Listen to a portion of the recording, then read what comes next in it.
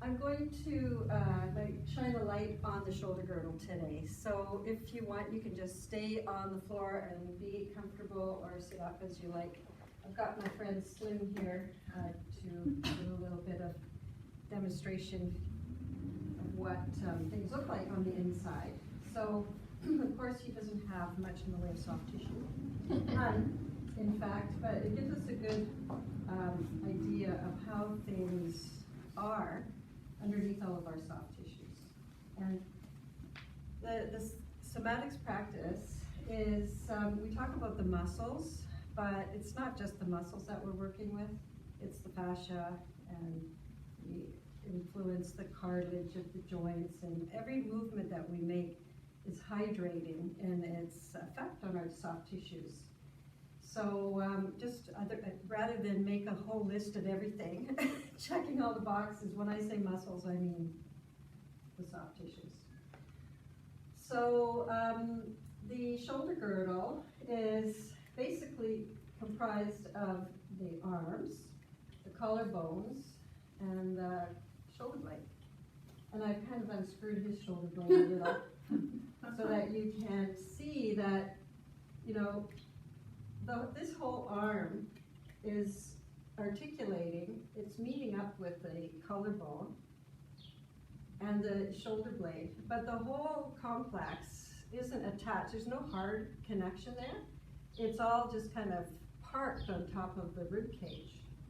So you can see that when I lift his arm up, the shoulder blade should go down, and then when his arm goes down, the shoulder blade comes up. It's meant to act kind of like a counterbalance.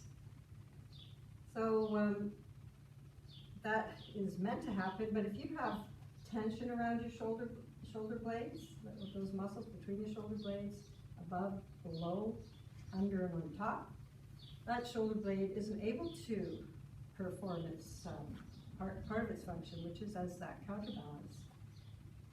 So that's one thing, and then the shoulder joint itself is made up of the glenoid fossa on the shoulder blade, and then the head of the humerus, and it's a ball and socket joint. But if you want to take a look at this later, it's really shallow. It's like a little tiny cup, and it's just the ball just sits up against the cup. But it's, you've heard of people dislocating their shoulder quite often. It's because there's not really much in the way of bony stuff. And when you compare that to the pelvis, it's got a very deep socket. Well, this isn't even going to go in there, but it's more like a wraparound deal. You don't hear about people dislocating their hips very often. You really need to have quite the blow for that. So same kind of joint, ball and socket, but in the pelvis, because of that deep socket, it's more about stability. That joint, lots of freedom of movement, but still stability of holding that ball and socket in place. Whereas in the shoulder joint, it's shallow and kind of free-floating for mobility. So that's a good thing. We want a lot of mobility through our shoulder girdle. The problem with that is that it's easy to get injured. Anybody in the room without some sort of shoulder issues? Hands up. Me, in this moment, I can't believe it, because I've had a cranky shoulder for a while, and it's calmed down, so I will enjoy this moment in time. So because it's so mobile, it also is very much influenced by our posture. So if you want to come to standing up, I just want to have this little experiment here. I'd like you to just put your one hand on your rib cage, because it's going to be on vacation. It's not going to go in there. I don't want you to have it go forward and back at all, but rock steady. And just without any huge effort, take in a breath and float one arm up, just to figure out how far up does it go before it stops. So take a mental note there, and then slowly down. So now I'd like you to clench your jaw.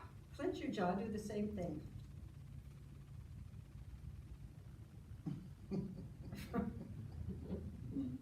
Different? jaw is one of the neighbors. I mean, but you'd think it's kind of a distant neighbor, but the jaw, all this upper complex of neck and jaw influences how our shoulder functions. So if you're working on your computer, you know, it's really going to affect it. So here's another thing. So I'd like you to clench your jaw and clench your buttocks. And then lift your arm up.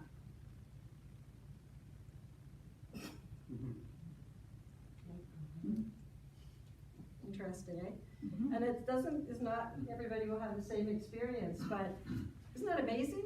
You know, that it's been proven that the jaw and the pelvis are interrelated in their function.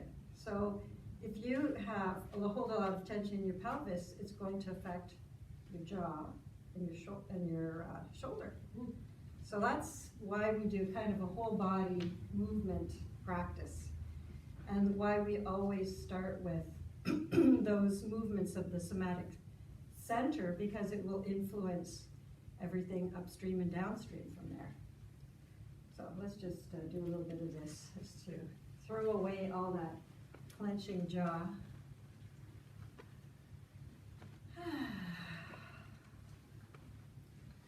And then we'll just come to do a soma scan.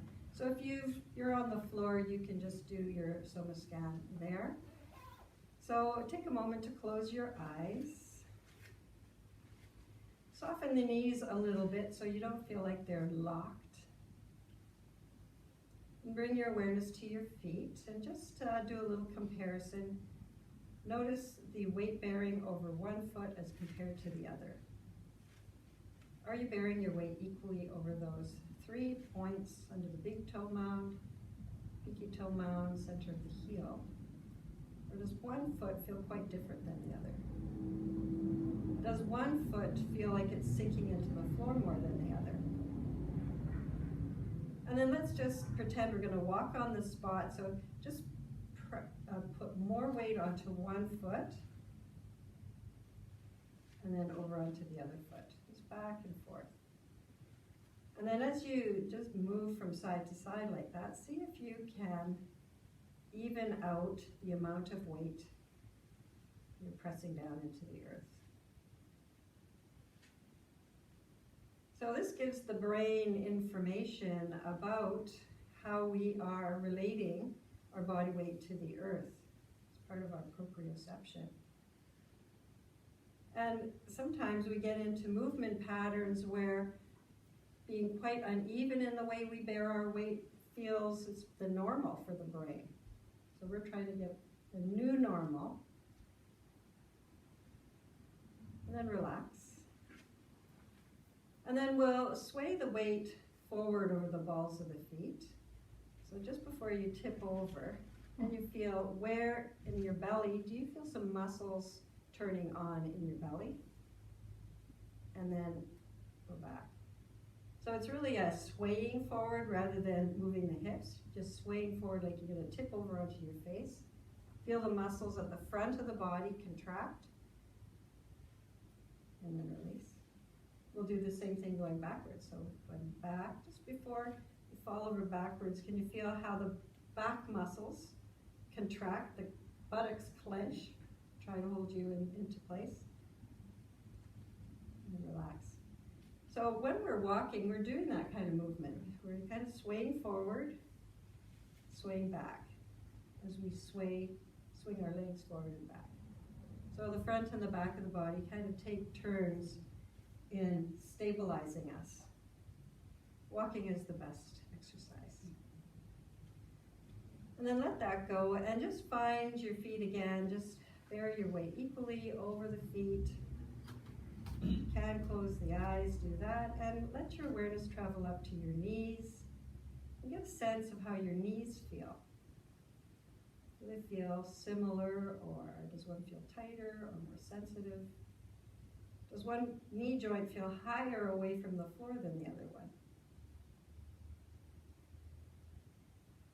And then the thighs, just get a sense of how your thighs feel from the inside. Does the front of your thigh feel tighter than the back, or vice versa? And then the pelvis. Does your pelvis feel as though it's kind of level? Does one side feel as though it's higher than the other? Does the top of your pelvis feel like it's just kind of level, or tipping forward, or tipping back? And if you get a sense of the top of your pelvis and your pubic bone, if you just want to explore tipping the top of your pelvis forward, it kind of swings your pubic bone back. And as you tip the top of your pelvis back, it swings your pubic bone forward. So can you find that place where it's just kind of hanging there in space? The top is just kind of level over, stacked over the bottom of the pubic bone. And then travel your awareness up the spine to your chest, to the front of your chest, at the level of the shoulders. And does the space right there between your shoulders, does that feel about the same width as at the back? Or does it feel like it's maybe a little shorter in the front and a little wider in the back? Or vice versa? Does it feel narrower in the back and broader in the front? And then see if you can find that place where it just feels like your shoulder girdle is suspended, hanging over the top of the rib cage, and the arms are just free there on the sides. And notice the position of your hands. Are your thumbs going straight forward, or are they turned inwards or outwards? It kind of gives you a good indication of the position of your shoulder blades and your shoulders, as if the thumbs are going straight forward. And then take a breath into your rib cage and get a sense, how are you feeling your rib cage? Are you feeling it towards the back of the rib cage, towards the front of the rib cage, or does it feel like it's expanding equally in all directions?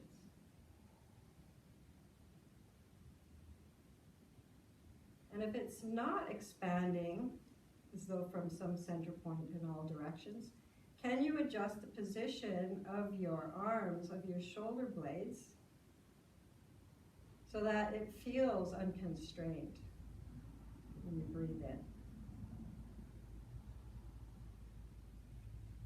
That's another good test to see whether you're holding tension more in the front or the back, or whether everything, the front and the back, are equally relaxed. And then imagine looking at yourself from the side, and does it feel like your head is forward over the center of your shoulder, of the humerus bone? So just take a moment, like with your head in position, slide it backwards like it's on a track, without jamming it back, and then release it forward. It's kind of like you're a turtle, and you're going to retract your head. Feel the muscles at the front of the neck contract, the back of the neck releases, and then release that. And then bring your head to a place where you feel that the ear is stacked over the shoulder, the shoulders are stacked over the hips, and the hips are right over the ankles. And then imagine you have a string pulling you up at the crown of the head so that you're feeling a little more suspended from the top of your head.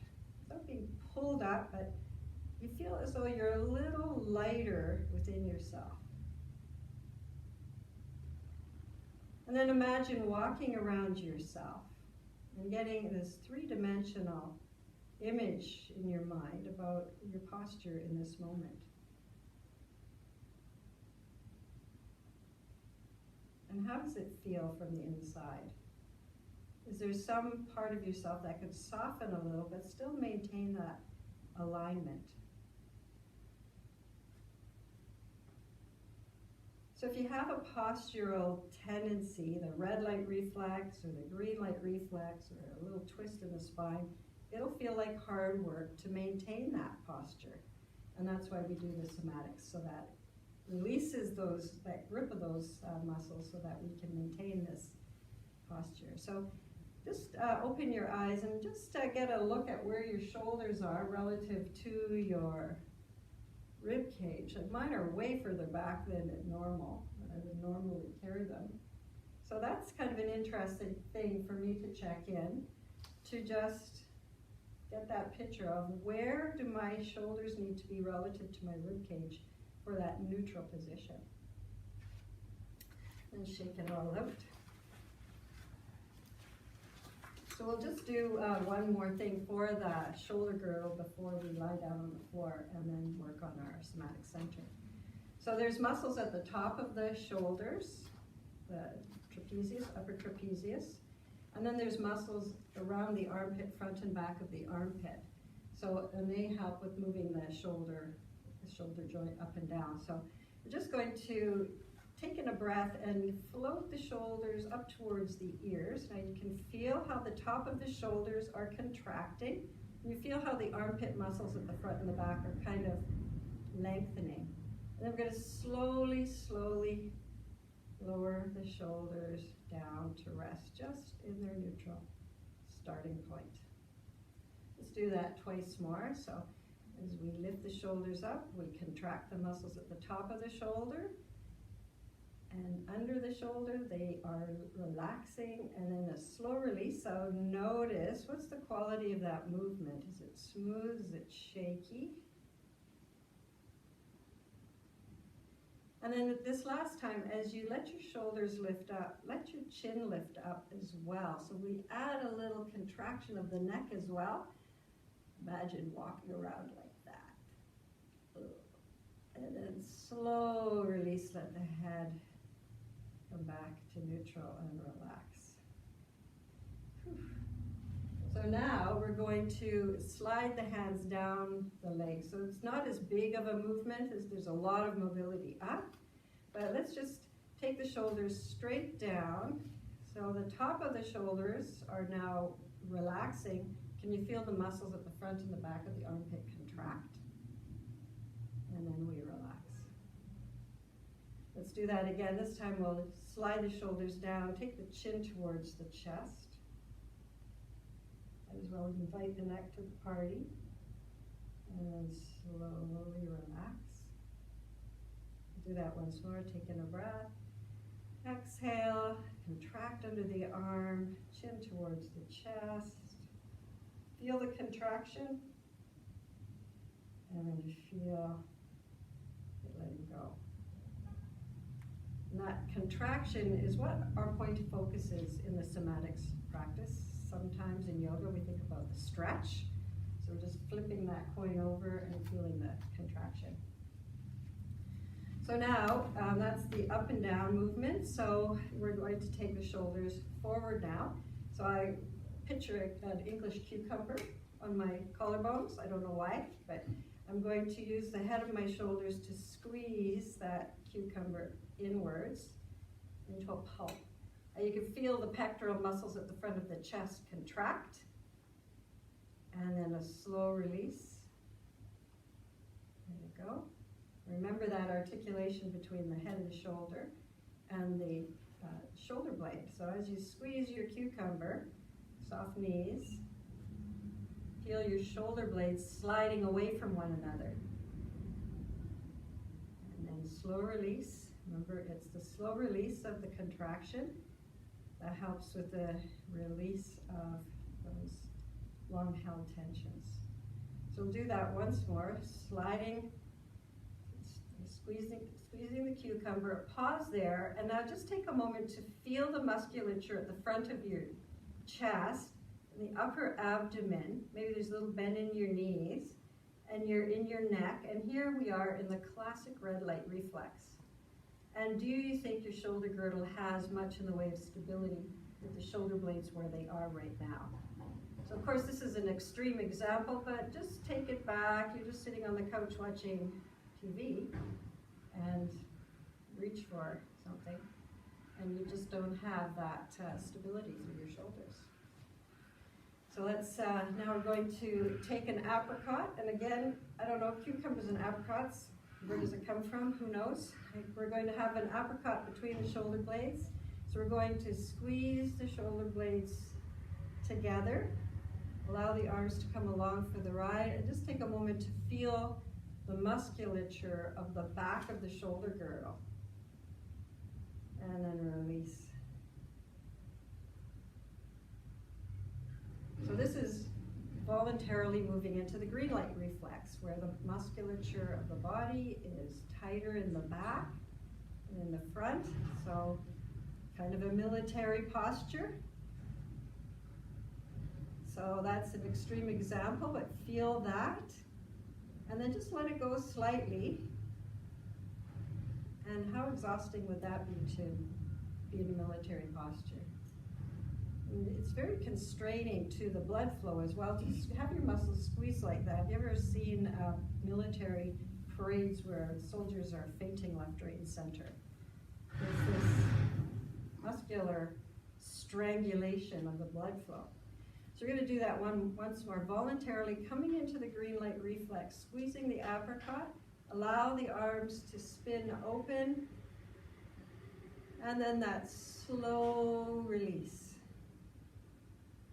So we're going to go forward now, squeeze the cucumber, soft knees, squeeze into yourself. And just imagine if your back was against the wall, your back would be flattening against the wall. And then back to neutral. Spine curves are neutral. And then squeeze the apricot. And imagine that wall behind you, your back is arching away from the wall. And we'll let that go. Shake that out. So that's the arms up and down, and then there's the rotation here. And then a movement I really love to really take good care of the shoulder joint itself is the arm pendulum. So if you bend your knees and just choose an arm and then just as effortlessly as possible let it swing. So I'd say it's something like the size of a volleyball. So really let gravity be your friend here. Find a comfortable place for your head. And can you do this with as little effort, muscular effort in the shoulder for yourself? So you can sway your body to help it move. Really nice to decompress that shoulder joint. And then let it come back to stillness, and we'll go the other direction. So when we have tightness around in the muscles around the shoulder, sometimes there's a really strong pull of the shoulder bone into the shoulder socket, and this is a really nice way to get that space back, nice open space. Then we'll come to stand and just take a moment to close the eyes, let your arms dangle down. And does one arm feel longer than the other one? I know on me, my one arm I was pendulum swinging is longer. Just that extra bit of release in the space there. So let's do the same on the other side.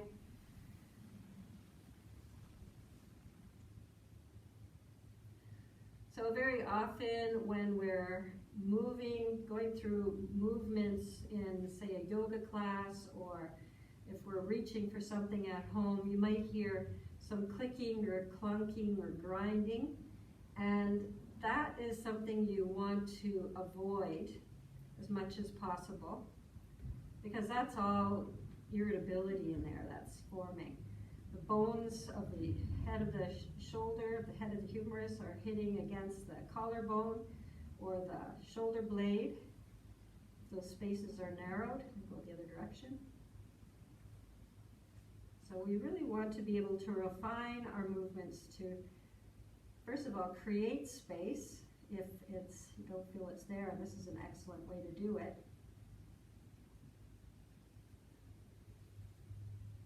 And then we'll come up to stand and just let the arms hang.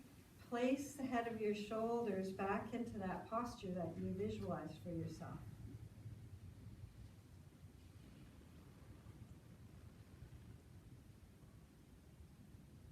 Just notice any feelings within yourself in the arms.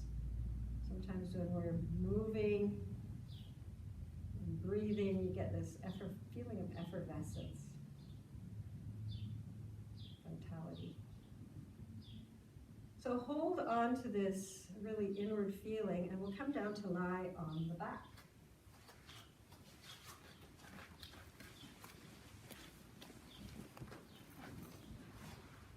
So into the Soma scan, and it's a very centering sort of a process. To come to rest on the floor, and all of those postural muscles that work so hard to hold you upright in space are able to relax. So feel the weight of your bones and see if you can surrender as much effort as possible to the floor, towards the earth.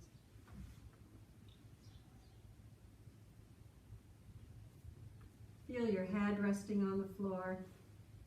Can you let it be a little heavier? Feel your shoulder blades, and are they imprinting into the floor? What part of your shoulder blades are you resting on? Is your shoulder blade resting kind of flat? Or do you feel the inside edge of the shoulder blade close to the spine on one or both? And does one side feel quite different from the other? And then let your awareness drift down to the pelvis and feel the substance of the pelvis, those big, heavy, stabilizing bones of the pelvis. And how does it feel relative to the earth? And then feel your leg bones, that big ball and socket joint on each side of the pelvis. And how does each hip joint feel? Do they feel equally spacious? Do they feel different? Is there some degree of extra tenderness in one side? Does it feel like the head of the femur is resting within the hip socket differently as compared to the other? And then the legs, how are they resting? And the arms. And now get a picture of yourself from the inside out, of your posture as you're out of gravity. And then pinky toes, slide your feet up slowly, lazily, one at a time. So turn your one foot out towards its pinky toe side, and then swing the knee up towards the ceiling, and then the other side. And when you did that, did you move your whole pelvis to move the leg? Or was it just your leg moving independently within the hip socket? So slide your legs out once again. And this time with your hands resting on top of on the front of the pelvis. I'd like you to do that again with no movement of the pelvis. And is this experience different as compared to the first one?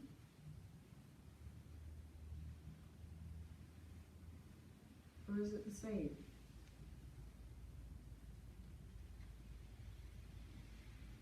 So we demonstrated the relationship between the shoulder girdle and the pelvis, and the jaw and the pelvis. So what would be the implications on your shoulders and your neck and your jaw if your muscles around your hip joints are so tight that you need to use the swing of your pelvis to move your legs rather than have the leg be able to move independently? So it's just kind of interesting to know our own postural tendencies. And sometimes we get these little eureka moments where, oh geez, Look how little range of motion, freedom of movements I have in my hip joints, and my jaw is always tight and tired, and I grind my teeth. So it's our natural tendency to do what we can to relieve the tension by focusing on the jaw, moving the jaw, massaging the jaw. Whereas very often the root cause of the jaw tension might be quite far away, the other end of the body, in fact. So just stand with your feet now in constructive rest position, and we'll take the arms right in close to the sides of the body. So your elbows are snugged in tight, and then bend your arms at the elbows so your fingers are pointing up towards the ceiling. We call this robot arms. So I'd like you to have your elbows right in close to the sideline of your body, so I couldn't even slide a piece of paper between your arms and your rib cage. And I'd like you to press the elbow tips into the floor just enough so you can feel the muscles between the shoulder blades turning on. Can you feel it's almost like a little arch happening in there? And then a slow release and let that go. So if you carry a lot of tension between your shoulder blades, this is an excellent pandiculation to do. So just very gently, again, press the elbow tips into the floor and feel how the muscles at the back of the shoulder girdle are turning on. There's your contraction within your pain-free range of motion. And then release the pressure on the elbows and slowly release those muscles between the shoulder blades. So that's a contraction. So now let's reach the arms up. So straighten out the elbows and reach the fingers straight up towards the ceiling. And now get a sense of your shoulder blades. Can you rest your shoulder blades on the floor now? So you're not actively reaching up. You're kind of standing on your shoulder blades. It's like they're a couple of feet, a couple of shoes. And I'd like you to reach the right arm up, and can you feel how that slides the shoulder blade away from your spine? And then slowly let that same arm come down to stand your shoulder blade on the floor. And then we're going to do the same on the other side. Reach that left arm up, shoulder blade slides away from the spine, and then slowly come down. I'd like you to alternate that a couple of times. So we're keeping our rib cage fairly quiet at first, just exploring how much movement the shoulder blade has on its own relative to the rib cage. So remember, we want that shoulder blade to have freedom of movement. It's like it helps to counterbalance the weight of the arms as we go through different movements. Is it the same for you on both sides, or is the movement constrained on one side as compared to the other? So when we're moving, you can let the arms come down and have a little rest. Actually, something I really like to do is cross the arms over your chest, so crisscross right at the elbows, so your fingers are dripping down on either side of your armpits, just below your armpits. And just feel that nice big space between your shoulder blades. Your shoulder blades are trying to wrap around towards the outside end of the rib cage. You can feel the muscles at the front of the chest are contracted to allow that movement to happen. So I find this is a very nice restorative position, especially if your elbows are crossed right on top of one another, and just gravity can act on your arms.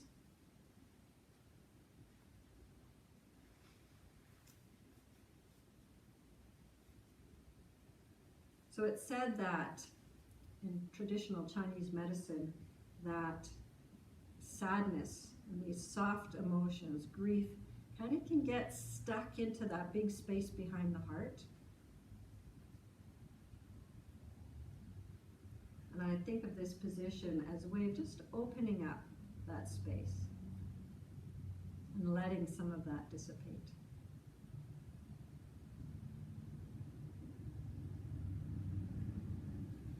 So now let's reach the arms up again, fingers towards the ceiling, palms facing one another. And we use the shoulder blades as little feet last time we were working with this. So let's reach the right arm up, feel the shoulder blades slide away, and then allow your rib cage to join in the party. So your rib cage begins to lift up on the right side, and you'll feel it pressing down a little more on the left. So let the rib cage join in, and then let the rib cage go back, and then the shoulder blade come to stand, and then we'll do the same on the other side. Left arm reaches up, and then allow your rib cage to roll towards the right, and you can get much more lift when you invite the rib cage to join in, and then allow the rib cage to roll back flat and the shoulder blade to stand. And then just work with that a couple of times, reaching up with one arm first, and then the rib cage joins in. See how much further your reach is, and then back down, and then one more time, reaching up. This is called climbing the rope. You can imagine, I always imagine those big ferry boat ropes, those big huge ropes. I'm just sliding my hand up one side, the other side comes down. It's almost like a pulley system that the shoulder girdle is working. And do you have a similar ability to function on both sides? And is it your shoulder blade that's sliding, or your elbow that's giving you the impression of more movement? Elbows bending. Are both elbows kind of straight, and the movement is really coming right through the shoulder girdle area. And then let that go. Just let your arms relax. And then the arms are relaxed down along the sides. Just feel the weight of each of the shoulder blades into the floor and the arms.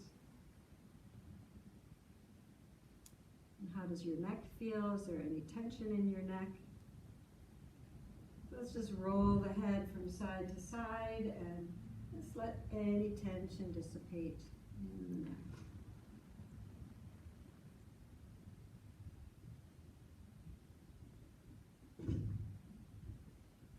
And then let's sweep the arms, snow angel style, and we'll just do the exploration first of all, just to get a sense of what our free range of motion is. Sweep the arms up along the floor without lifting the wrist or the arm or bending the elbow, because you're really focusing on how much freedom of movement do you have in the shoulder joint itself. So let's make this a dynamic movement. Sweeping the arms up, feeling the sensation of the floor along the whole length of the arm, and then down. And listen for any clicking or clunking, because we don't want that irritability. We want a free and easy flow up. And when you reach the top of your ability to move easily, freely, and in pain-free range, are your arms moving to the same degree, or are they different? So if they're different, I'd like you to let the one that is not moving as freely to have a little vacation. And I'd like you to sweep the arm with the better movement up and get the whole sense of movement in that arm. Remember to let the whole of the arm be in contact with the floor. A few times, sweeping the good arm up. What does that feel like? So imagine looking down at yourself, breathing in, letting the breath help you move. What does that feel like from the inside? And then I'd like you to let that arm come to rest and move your other arm within its comfortable range of motion, but remember what it felt like on side one.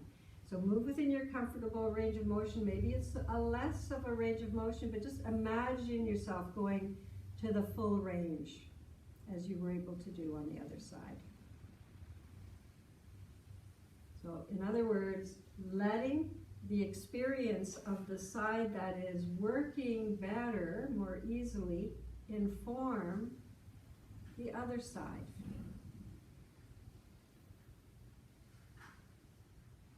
Free range of motion. So maybe you could only move your arm up a foot or two, whereas the other one went up 3 feet, but imagine that that arm goes up to the same degree as on the other side.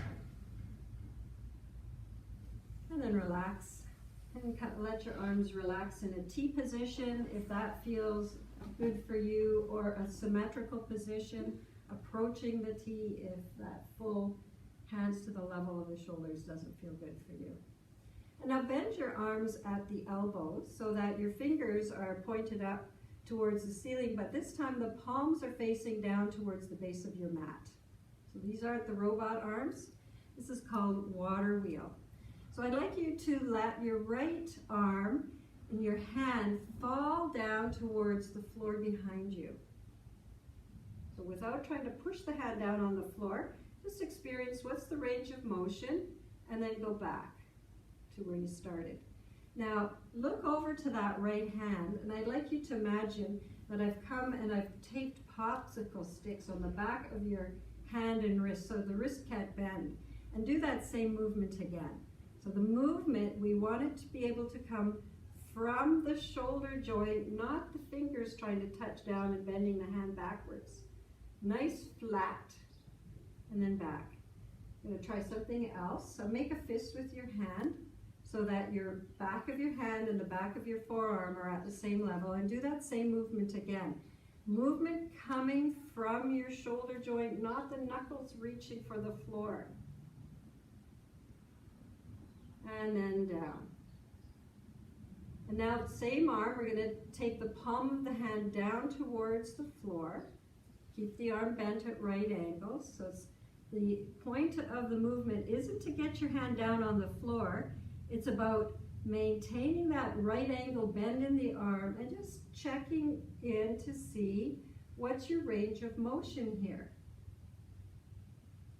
And then back to neutral. Right angle bend in the arm. You're going to do that once more. I'd like you to bring the back of your hand closer to the floor by your head, and you feel your shoulder blades sliding down towards your waistline, and then up to neutral starting, and then the hand moves down towards the floor at the level of your waistline. Shoulder blade slides up.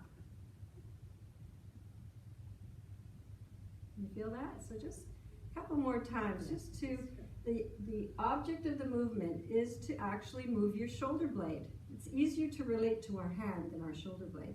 So slide your shoulder blade down towards your waistline, let the hand and arm come along for the ride, and then back to neutral, and then slide your shoulder blade up your back towards your ear,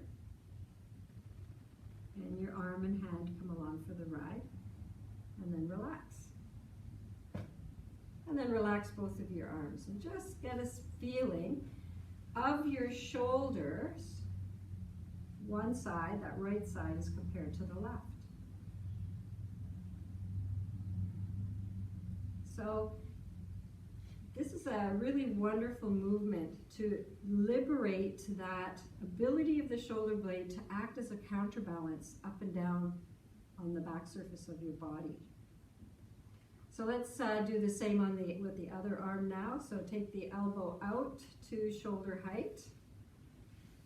The palm is facing towards the base of the mat. And just do that same movement. So keeping the arm bent at right angles, we're just exploring what's this side working like. Go back and then go forward with the hand. And then you can feel, and you can shift your focus towards your shoulder blade and what's happening with your shoulder blade as you move your arm forward and back. And does this side work differently as compared to the other side? Do you have more or less range of motion? Do you have a bigger comfort zone on one side as compared to the other. And when you're laying on the floor, of course the floor is constraining the movement a little bit, but maybe it also gives you some extra feedback about that shoulder blade sliding up and down against the floor and your rib cage. And then you can let that go, let your arm relax, and just feel the backside of the shoulder girdle. It's kind of hard to relate to because it's back there. We don't see it. We have to just feel for it. When we have issues with our shoulders, we very often experience that pain somewhere around the shoulder joint itself. So we think that's where the issue is. But very often it's the root of the shoulder that's the issue. The root of the shoulder being the shoulder blade. So if the shoulder blade doesn't have free range of motion, it's going to affect the shoulder joint itself, which is going to try to get extra movement somehow for you. So let's take the arms up to T position again, and this time we'll do a little bit of wash rag. This time the arms are just extended out straight, good old-fashioned wash rag, and let the legs fall over to one direction, and the head roll the opposite direction. So your head will roll to the right, the legs will sway to the left, and then up, breathe up to center and over to the other side. And just let the head roll, and the mind relax. And if your palms are turned down, can you turn them up so that those shoulder blades can act as stabilizers? I picture them as suction cups. And if you like, you can let your arms also turn. So as you're turn your face to the right, turn your right palm up. The legs go to the left and your left palm is down. So if this is a new movement for you, I'll talk you through it again. So starting from neutral with the knees and the nose and both palms up. Let your face turn to the right. Your right palm turns up. Your legs go to the left and your left palm turns down. And then everything goes back to center. Nose, knees, both palms are up. Head turns to the left, left palm is up, right palm is down, knees are to the right. Inhale to center, it's a brain twister, and then over to the other side. So the nose and the knees are going opposite direction. You're looking towards your up-facing palm, and the knees are towards the down-facing palm. So eventually it becomes easy when you don't have to try to coordinate all the different bits and pieces, and it just is a wonderful tension release for the shoulders, the neck, the head, the face, the pelvis, the whole body. My favorite thing. Well, it's up there in the top 100 anyways. So then when you're ready, when you feel satisfied, come back to a neutral resting position. And again, can you feel that there's some effervescence or some subtle shift from the inside that you can sense?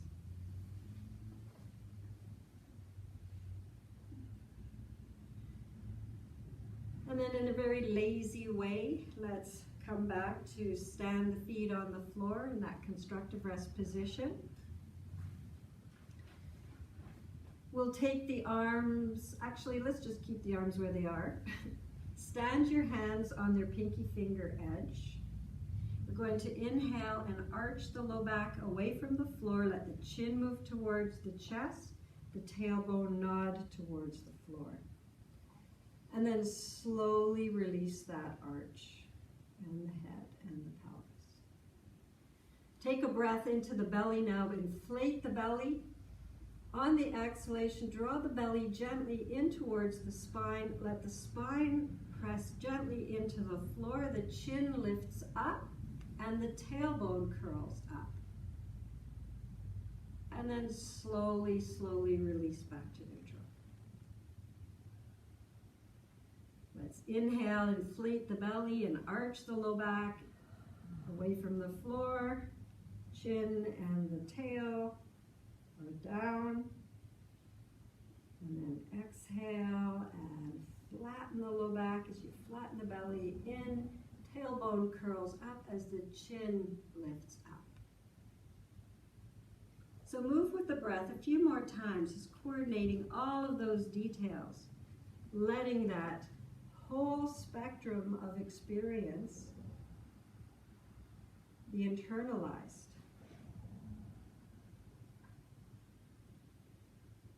And if you're new to this practice, taking in all of those different details can be a challenge.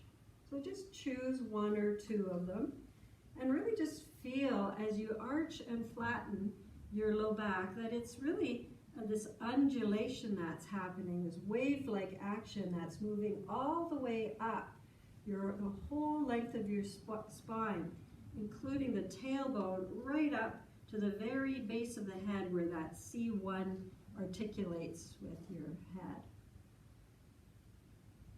So good for our spine. And then let that go. Let's hug the knees in towards the chest. And you can just take some movement here, maybe a little rock and roll or just whatever floats your boat. This is also called little boat. You might like to hold onto your kneecaps and circle the knees. And as you circle your knees around, can you feel, if you keep your knees together, that you're massaging the back of your pelvis? And if your head and neck are relaxed, you're also creating that little circular action on the back of your head. Can you coordinate that movement between the back of your head and the back of the pelvis? And then go in the opposite direction. And is the circle that you're making with your pelvis a circle, or is it some other strange shape?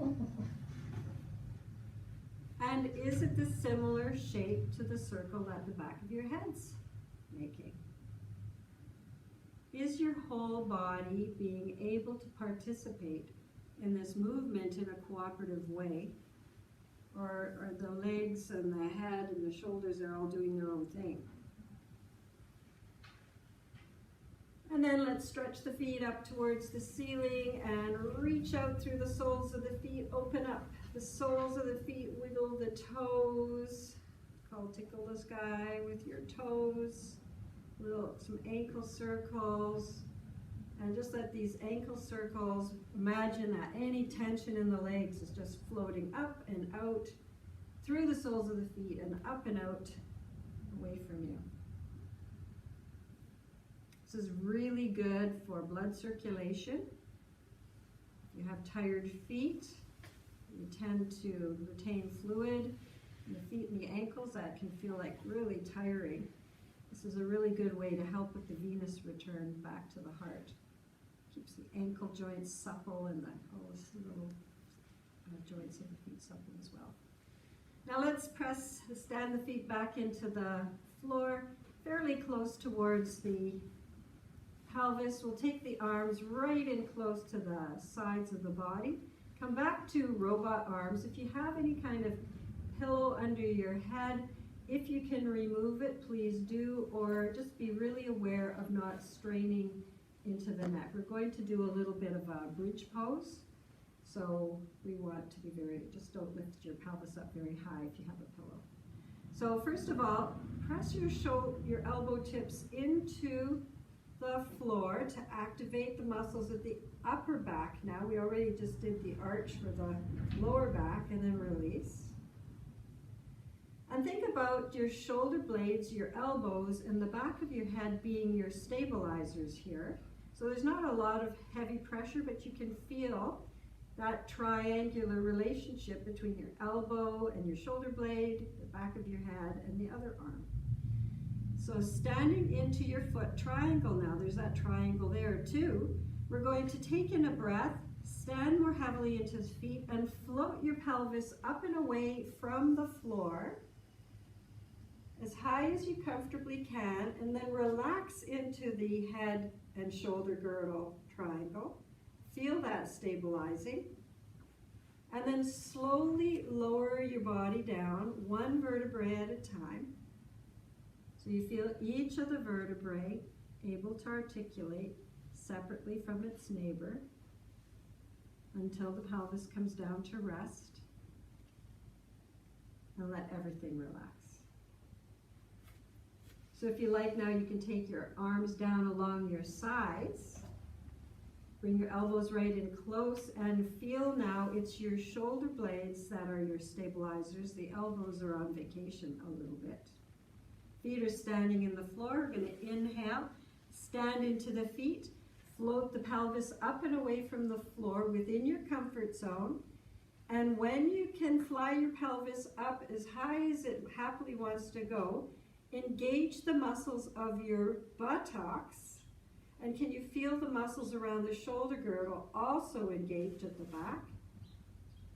Feel that strengthening, and then allow the shoulders to release. Allow your spine to release down, one vertebrae at a time. And you'll know when to release the buttock muscles, the glutes. Come to relax. So this is a really wonderful pendiculation for people who are green light reflex, who tend to carry that tension in the back side of their body, but also for people who are maybe red light reflex, it's strengthening for those muscles. So we'll do one more of these bridges. Feel the shoulder blades in your head stabilizing you. Inhale, float the pelvis up as high as it comfortably can go. Feel the shoulder blades pressing down into the floor. Feel your glutes turning on and your hamstrings turning on. And then slowly release from the top down, one vertebrae at a time. This is called beads on a necklace. See if you can relate to each vertebrae being like a bead coming down to lay separately on the table from its neighbor. And then again, let's hug the knees in towards the chest. You can bring your feet up towards the ceiling and lengthen out the hamstrings, circle with the feet and ankles. You might like to tuck the chin and lift the head away from the floor. Curl yourself up into a little ball, kind of nice counter pose to that contraction of the back side of the body. And then slowly bring your feet back down. And we'll roll over onto the left side. So come into seed pose and take a moment. The bridge pose is an extension pose. It's a back bend. And maybe you can sense that it's very stimulating to the nervous system. So take the opportunity to curl yourself forward into a little ball. Let your awareness drop inwards. And perhaps you can tune into that energetic shift. It's very soothing to the nervous system.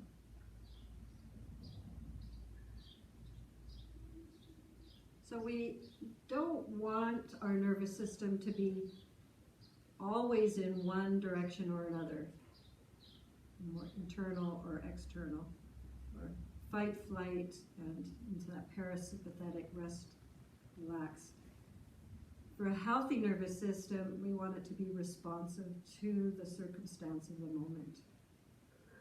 So if you're in the fight, flight response for a long period of time, it's a high stress situation, and the muscles of your body tend to also get pretty tight.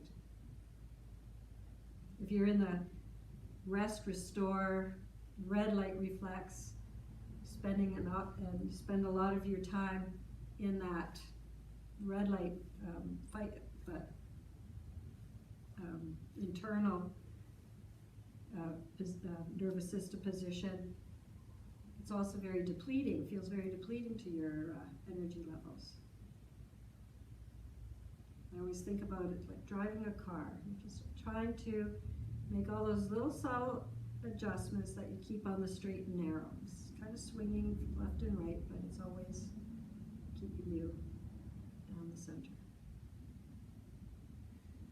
So now let's use that lower arm as a pillow for your head, and I'm going to do a little bit, we're going to do some clamshells here to release tension in the pelvis, because you know that influences our shoulders. So take your top hand and place it on your sacrum behind you, so you can just tell whether you're laying right on your side or whether that top pelvis is swinging forward or back relative to the bottom one. And then place your hand right onto the outside of your top buttock. So there used to be a hollow in my buttock right there. So right there. So keep your knees stacked one over another. Keep your feet touching. And then slowly lift your top knee away from the bottom knee without swinging your pelvis forward and back. And can you feel the muscles underneath the hand talking to you? And then slowly, as slowly as you can, let that top knee come down and completely relax. So just carry on, take a moment's pause, and then explore how far does that knee go up without you needing to use your pelvis to move the leg. Feel the muscles contract that are working, and then as slow as you can, let the knee come down and completely relax. Questions to ask yourself. Where do you feel this, the work being done? What's the quality of the movement? Is it smooth or is it a bit quaky, jumpy? And what's the range of motion that my leg has? How far in this external rotation can my leg move without me needing to have my pelvis help me move the leg, get that higher angle? So just do 3 or 4 of these. And then relax. And then use that hand to massage your leg or your pelvis wherever you felt the work being done. So is it right there under in your glute on the buttock muscle, or is it down the leg as well? So if you feel like it's down the leg or towards the back of the pelvis, those are the neighbors trying to help you move your leg through a bigger range of motion. So that might be a movement for you to practice on a regular basis to get those pelvic stabilizing muscles more strong and supple. Remember, motion is lotion for them. And then let's roll over onto the back and extend both legs out along the floor for even a moment, just to let the pelvis feel the earth and get a sense of that left side of your pelvis and the waistline and the leg, and compare it to how does it feel on the other side as compared to the other side.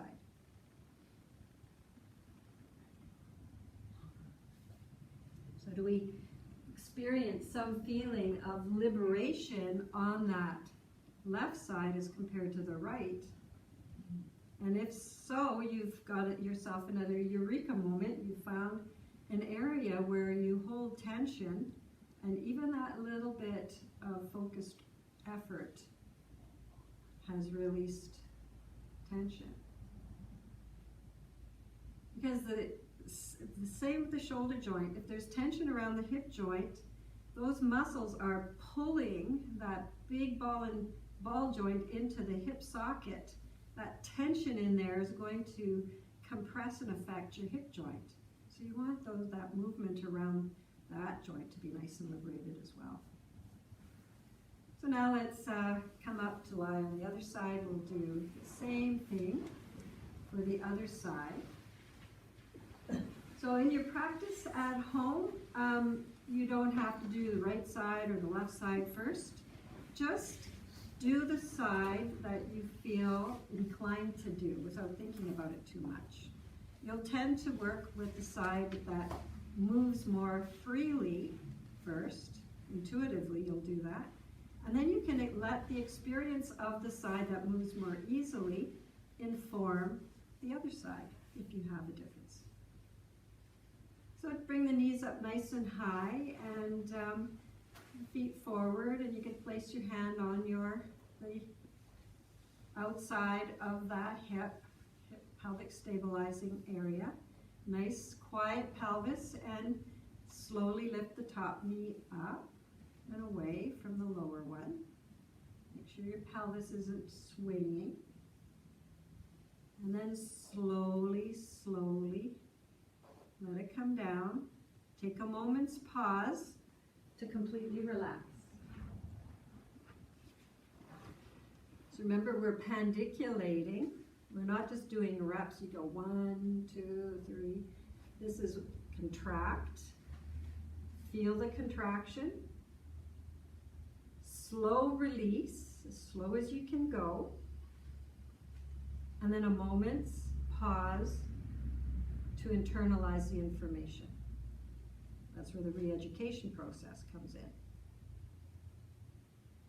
And again, you have all of those observations for yourself.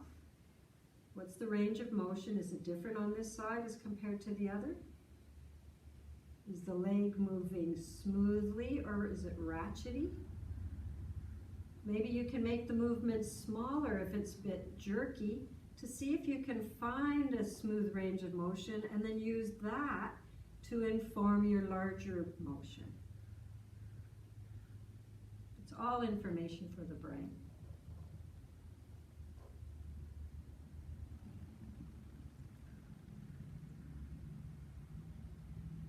And when you're done, so with this kind of work, usually maybe 3, 4, 5 repetitions is enough. It's really about how many repetitions does it take for you to get all the information that's there for you? How long is the movement interesting for you?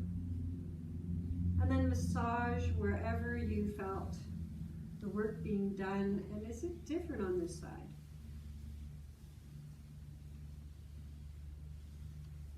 So when we have the opportunity to compare the way the right side works and feels as compared to the other side, we can really gain a lot of insight into when we're out and around moving, and especially in walking, are the two sides of our body able to function in a mutually supportive and symmetrical way. If there's a lack of symmetry somewhere on one side as compared to the other, it affects the whole function of the whole body. And that's kind of interesting. So when you're ready, you can roll over onto your belly and take crocodile position if you like.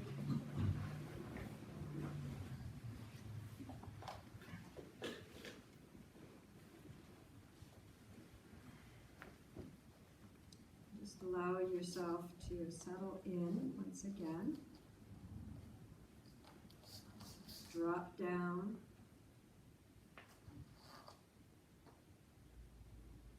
And let your brain relax. And the eyes relax.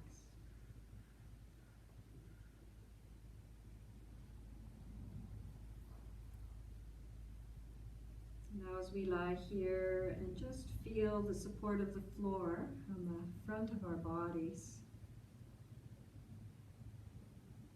can you let your breath be easy enough that you can just feel as though you're riding the wave of your breath?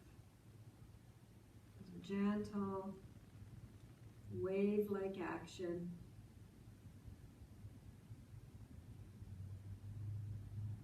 Lifting your spine a little further away from the floor on the inhalation. And And the spine sinks closer to the floor on the exhalation.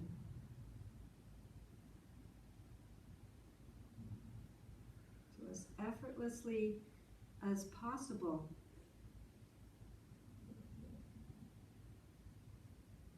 Can you sense that there's a movement that comes all the way down the spine now, starting towards the top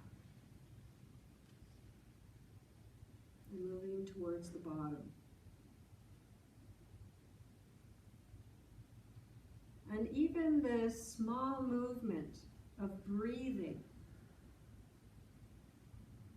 moves the spine no matter which position you're in.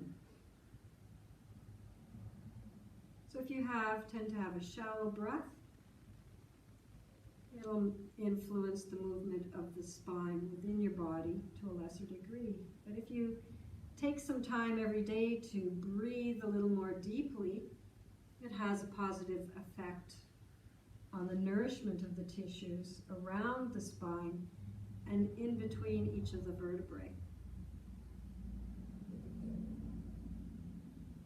Just like steering the car and maintaining your position on the road, it's not like you're meant to breathe deeply all the time during your day, but just taking some time to just appreciate the influence of that nice deep breath on your mental well-being, but also on your physical well-being.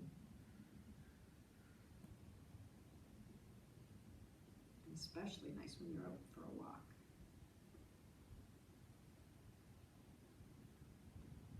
So let's push up into a tabletop position. The knees are under the hips, and you can have your toenails pressing down, hands are under the shoulders. Let's take in a breath, and on the exhalation, round the spine up towards the ceiling, let the tail hang down, the head hang down, lift the belly up towards the spine, and here we are, we're in a red light reflex, voluntarily. And then inhale back to neutral, lift the tail, lift the head, slide the shoulder blades down the back, there's green light reflex. Exhale through center and all the way up into cat. And cow, moving with the breath. A nice, easy movement. With each movement, make it a little smaller than the one before, so that you just feel that nice wave-like action of the whole spine. And then we'll come to kneeling all the way up onto the knees. Inhale and sweep the arms up. Lift the heart up. Exhale, sweep the arms down. Twice more, inhaling up. And exhaling. Once more, inhaling up. Exhaling down. And then let's come to standing. So take one leg forward and the other leg forward. So coming up to a higher elevation gradually. And then a nice Qigong Chinese drum. We have a fly in here. Being had a visit. I remember one year we had a fly, and no matter what, I couldn't get rid of him. He just was hiding, and then he'd come out during the class. Come and sit with me on my mat. I don't know if it was the same fly for a week, but I really didn't have the heart to kill it after that. Well, he wants to take part. I know, he's a yogi. An incarnation. Like, what if it was a reincarnated person? These things always go through my mind. That's why I'm never seen. Thank you so Thank much you. for your attention. So Thank you. take all of that shoulder girdle and pelvic girdle out for a nice walk and breathe and celebrate this day. Yes. Thank you.